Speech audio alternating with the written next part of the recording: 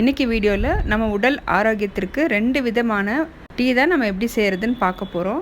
நம்ம உடம்புல இருக்கக்கூடிய பித்தம், நெஞ்செரிச்சல், வாயு தொல்லை இது எல்லாமே சரி செய்யக்கூடிய ஒரு அற்புதமான தேநீர்னே சொல்லாங்க. வாங்க இந்த ரெசிபி எப்படி பண்ணுறதுன்னு நம்ம வீடியோக்குள்ளே போய் பார்த்துடலாம். இப்போது ஸ்டவ் ஆன் பண்ணி ஒரு பாத்திரம் வச்சுருக்கேன். 2 டம்ளர் அளவுக்கு தண்ணி சேர்த்துருக்கேன்.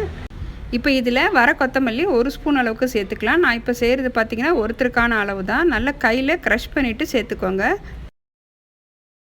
நல்லா கையில் க்ரஷ் பண்ணிவிட்டு சேர்க்கும் போது நமக்கு அந்த கொத்தமல்லியோட எசன்ஸ் தண்ணியில் நல்லா இறங்கி நல்ல ஒரு ஃப்ளேவராக இருக்கும்.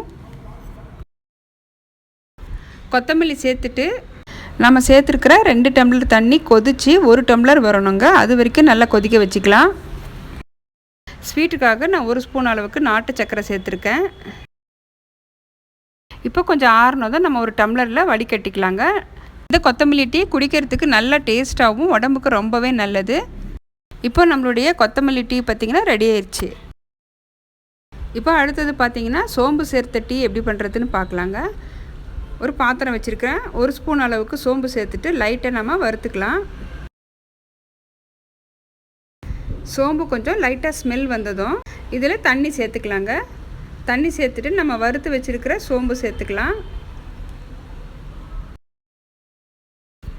இப்போ சோம்பு தண்ணி நல்லா கொதி வந்ததும் ஸ்வீட்டுக்காக 1 ஸ்பூன் அளவுக்கு நாட்டு சர்க்கரை சேர்த்துக்கிறேன். இப்போ சோம்பு சேர்த்த டீ ரெடி ஆயிடுச்சுங்க. நம்ம இன்றைக்கி செஞ்ச 2 விதமான டீயும் கண்டிப்பாக ட்ரை பண்ணி பாருங்கள். நம்ம டீ காஃபிக்கு பதிலாக கொத்தமல்லி டீ, சோம்பு டீன்னு குடிச்சு பாருங்கள். டேஸ்ட்டும் நல்லாயிருக்கும், உடம்புக்கும் ரொம்ப நல்லது. என்னோட இந்த ரெசிபி உங்களுக்கு பிடிச்சிருந்தா வீடியோக்கு லைக் பண்ணுங்கள். மறக்காமல் நம்ம சித்ராஸ் குக்கிங் ஃபீஸ் சேனலை சப்ஸ்கிரைப் பண்ணி சப்போர்ட் பண்ணுங்கள். தேங்க்ஸ் ஃபார் வாட்சிங்.